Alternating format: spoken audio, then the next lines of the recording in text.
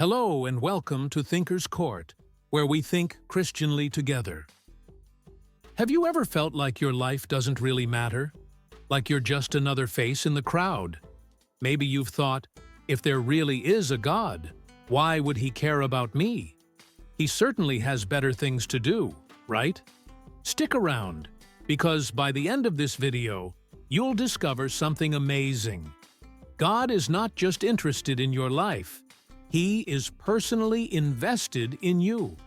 A lot of people believe God doesn't or couldn't possibly care about them for several reasons. Some think they are too insignificant. Maybe you think you are just an ordinary, unnoticed, and unimportant person in the crowd.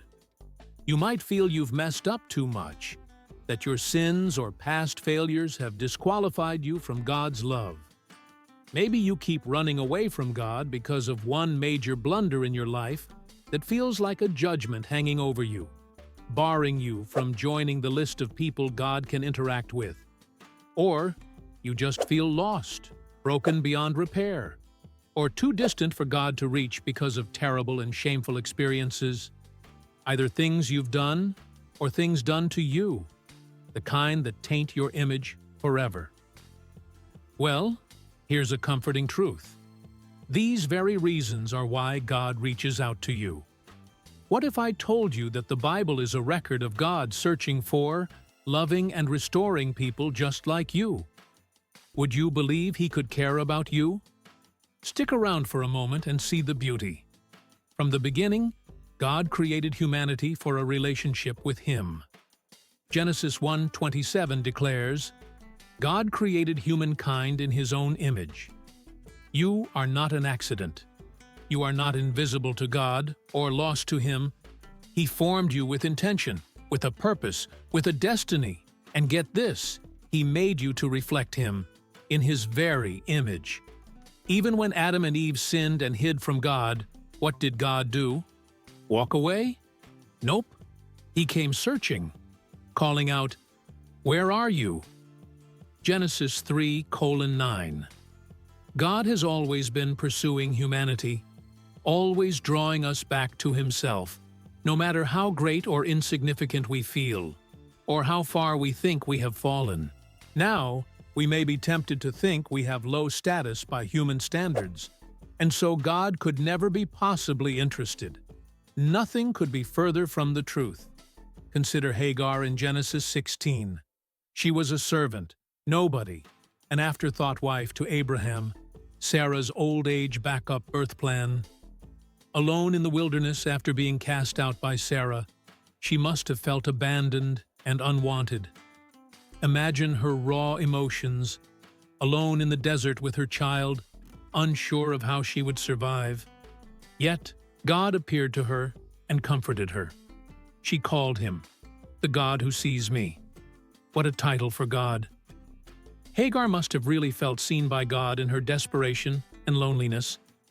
Throughout the Bible, we see this pattern, a God who sees and hears. In fact, Hagar was to name her son Ishmael because God had heard her groans. God saw and heard Sarah's silent desperation over childlessness as she laughed in disbelief at his promise. He knew. He heard. When Lot was troubled in Sodom, God discussed with Abraham what to do about the city's wickedness and how to save Lot, a righteous man tormented by his wicked neighborhood. God is constantly reaching out, and it's to all without favoritism. In fact, the Bible is a record of him sending messages because he is interested in us. He sent a dream warning to Abimelech, a pagan king, so he wouldn't unknowingly sin after taking Abraham's wife. He warned the Israelites not to approach Mount Sinai as he met with Moses so that no one would die. In Deuteronomy 27 and 28, he outlined Israel's entire future, warning them so they could live without losing their land, health, or peace. The miracle stories of Elijah and Elisha, all about God sovereignly sending help to needy people. Even the prophets were appointed so that people wouldn't face God's judgment unaware. The prophets would warn the people, with God being the people's enemy because of sin. Then there's Jesus, the one person who could choose where, when, and with whom to be born. He came for the broken, the outcasts, and the sinners. He ate with tax collectors, healed lepers, and forgave those whom others condemned to death. In Luke 19:10, he says, "For the Son of Man came to seek and to save the lost." That includes you, no matter how small or lost you feel. Jesus' habit of going to the absolute outcasts that everyone neglected shows just how God is interested in welcoming everyone to his party. Paul would later echo this in Romans 10:13, offering, "For everyone who calls on the name of the Lord will be saved." Not just the strong, the righteous, the good ones, the rich, or the successful. Everyone. Everyone. God sees you, loves you, and desires to be in your life. So, we can agree that life circumstances, past, history, or life experiences should not push you to think God is not and cannot be interested in your life. The Bible is full of stories of God visiting the forgotten places, the sidelines, the desert, the roadsides, and the nowheres for people like you and me. So, does God care about your life? Absolutely. You are seen, loved, and valued by the Creator of the universe.